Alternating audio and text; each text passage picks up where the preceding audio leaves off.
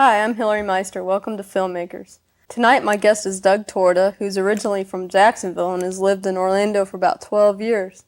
Doug works as a bank supervisor here in Orlando, and he's been involved with films for about, what, 6 years? About 6 years. What got you interested in films? Well, some of my friends in high school, we just got together and decided, one of us bought a camera and we just started using it as best we could. And we found a sponsor in high school and formed a club called the Lake Howell Film Club. And for the most part, it was touch and go, learn as we went. And we tried to do everything we could. How long did the club go on in the school? Well, we started it when we were juniors. So I went through junior and senior years of high school. It was mostly after school. We didn't get any class time or anything like that. Some of the people in the club were in the audiovisual section, so we got some help from the audiovisual department. But for the most part, it was using our own equipment and learning as we went. Do you know if the club is still in existence today? The club still exists at the school, but we don't really know anything as to what's going on with it. About how many films would you say that you and the club made? Altogether, during the 2 years, we made about 6 or 7 films that I can recall. It's been about 4.5, 5 years ago now since I was last. Announcing a new and exciting product from Rinco. It's the Kathy Kitchen Food Pulverizer. This tool is the perfect gift and has over 1,000 uses. It pummels vegetables, fruits, and even as thick as steaks into a disgusting mass that is guaranteed to be absolutely revolting to all members of the family or your money back. The pulverizer can also be a children's toy. Look at the fun he's having.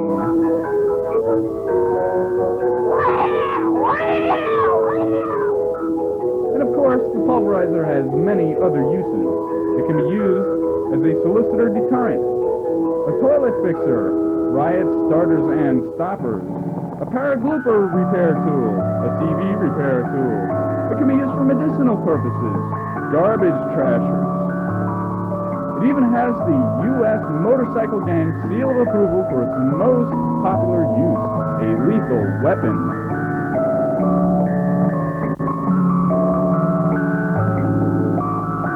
To get yours, send $21.95 to Pulverizer in care of this station.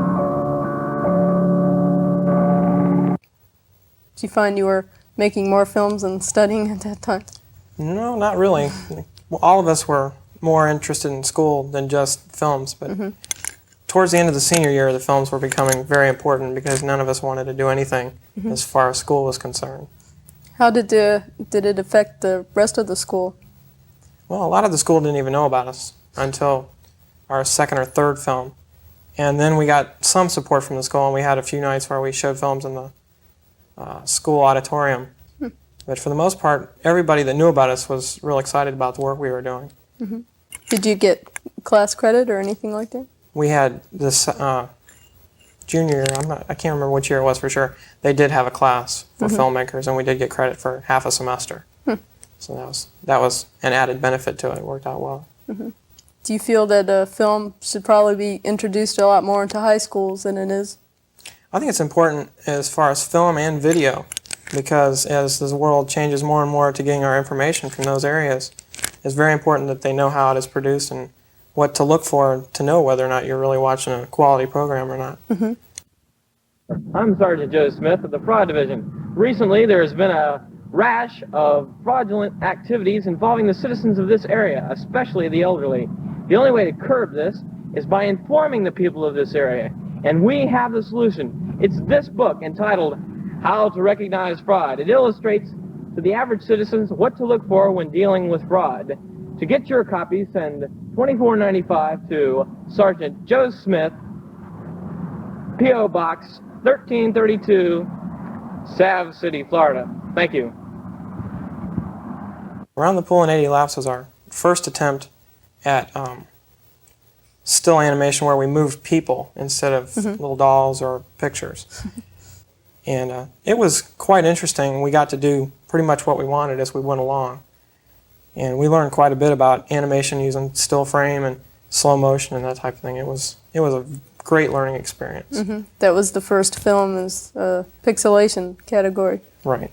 It was one of the very first films we did out also. And it was quite a learning experience. How long did it take you to film it?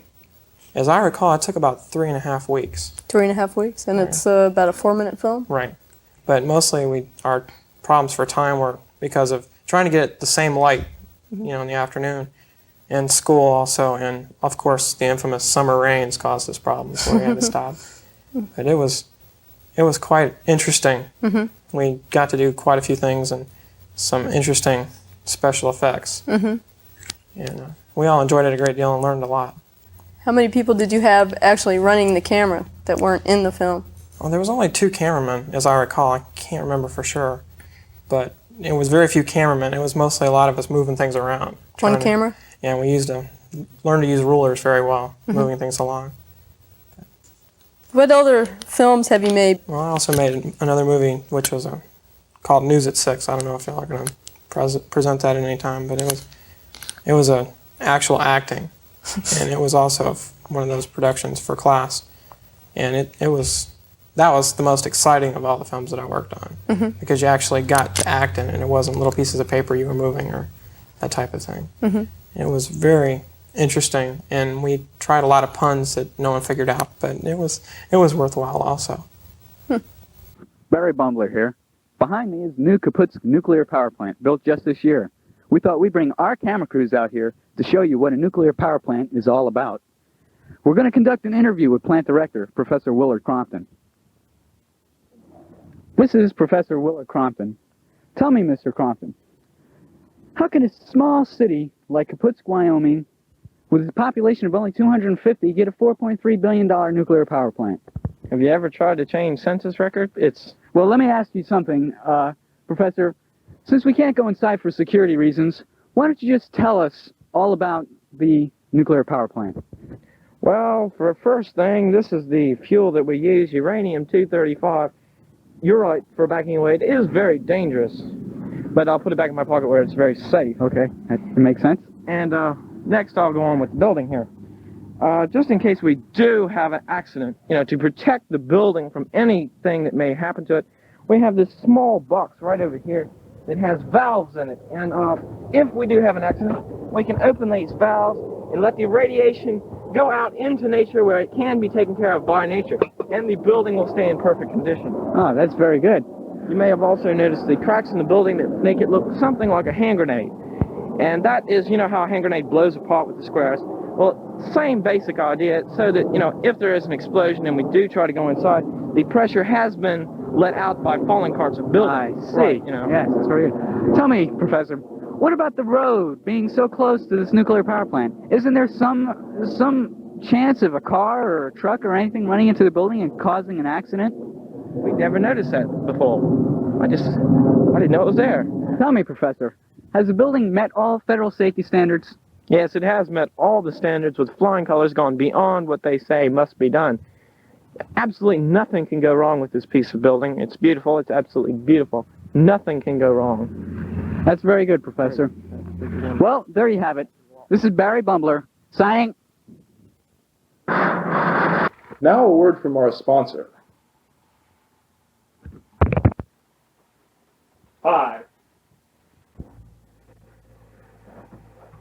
Have you ever had trouble with your car? Have you ever wished you could make it disappear? Well, this man does. His car has stalled out on him for the last time. He's about to use an amazing new product called Spray Away. Just aim, spray, and the problem disappears forever. Having problems with your kids? Well, just one application of spray away and the problem is gone, well, forever. Get new spray away at finer stores everywhere. And now for the sports. Today's scores are 4-1, 37-9, 3-6, 0-0, 37-8, 486-0, and Crompton Wilton's 12 under par. Can you believe that, sports fans? And now for some filmed highlights of yesterday's game. Look at that pass. Unbelievable. Too bad you didn't get to see the game. Tomorrow's scores tonight at 11. Well, thanks, Doug, for coming on the show. Thank you very much And for I putting up hope with me. all your projects turn into more film projects. And, you know. So until next week, we'll see you later.